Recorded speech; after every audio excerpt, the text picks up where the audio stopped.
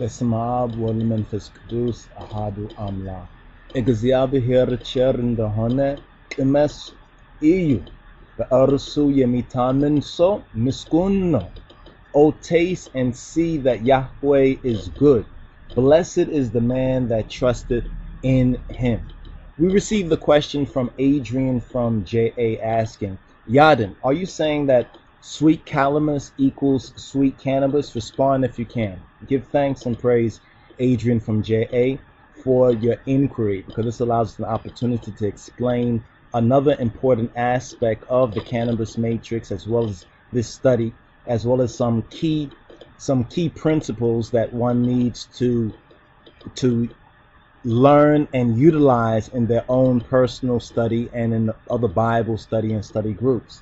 First of all, the confusion and the systemic anomaly, or the error program in the matrix, the King James version of the Bible matrix, it occurs because of the imposition of the English translations and the use of the old KJV, King James 1611 terminologies to describe ancient ideas, ancient symbols, ancient ideas from their culture that modern science only now has begun to more properly disclose more evidence that we can use to get a more accurate picture.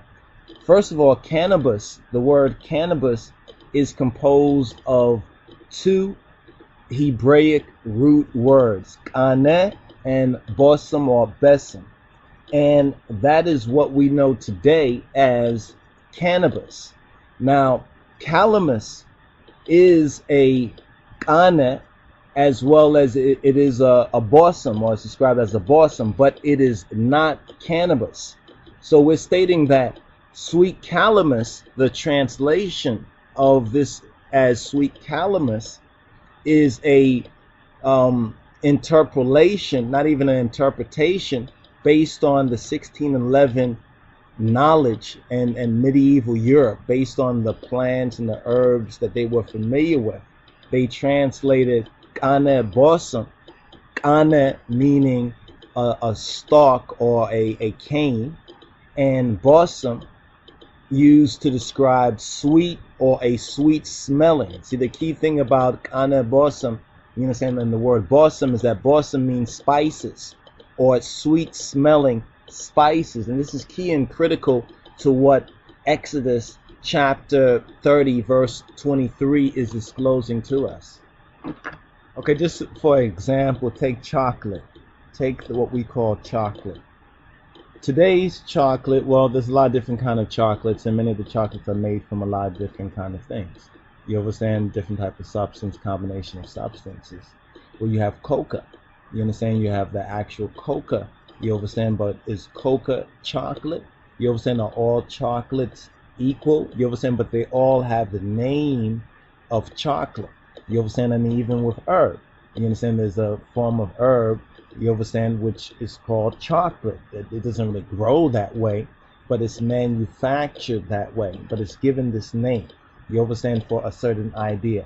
What I'm trying to express by this is saying that it's similar with the key Hebraic root words kaneh and bosem. Bosem in its own right means sweet smelling spices, you understand, or sweet smelling shrub or bushes, you understand, and kaneh means cane.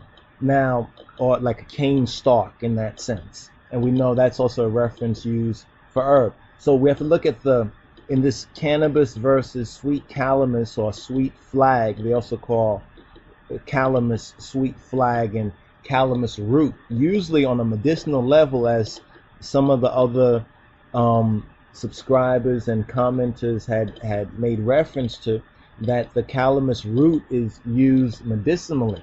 But now the word calamus, or the name calamus, bears no similarity to cannabis, while the root Kanehbosem bears more similarity from a linguistic approach to cannabis. So cannabis, Kanehbosem, there's a link there. Kanehbosem, calamus, there's no link there. if you do a little more research, as we did, we found out that in addition to sweet flag and calamus and its various medicinal uses, it's known as a bitter root, you understand, as well as by the name Acorus calamus. It grows in wetland. This is also key and interesting from a cultural perspective, is that it grows in a wetland area. You understand? And if you look at Exodus 30, verse 23, at what point in the journey the Israelites were in, they were not in a wetland area. So from a cultural point of view, Kanehbosem, or cannabis, what we call marijuana today, was easier to find, you understand, in the cultural geographic location that the Israelites were in during their wilderness journey. So that's another reason. We're going down to the list of reasons. Now, when we look at calamus, calamus come from calamos, and calamos is a Greek mythological, you understand, god, so to speak, who turned, or mythological figure who turned into a reed out of grief for his young male lover Carpos, who drowned.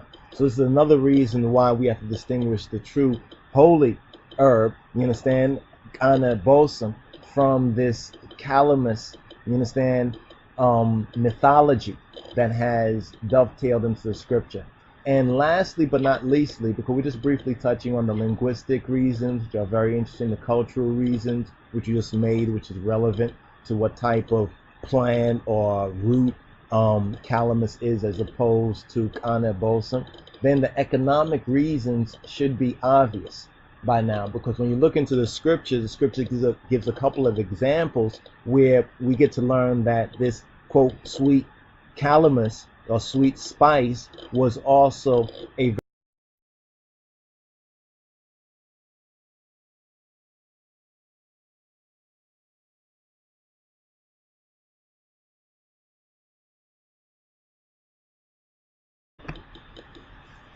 Semayat والمنفس قدوس أحد أملا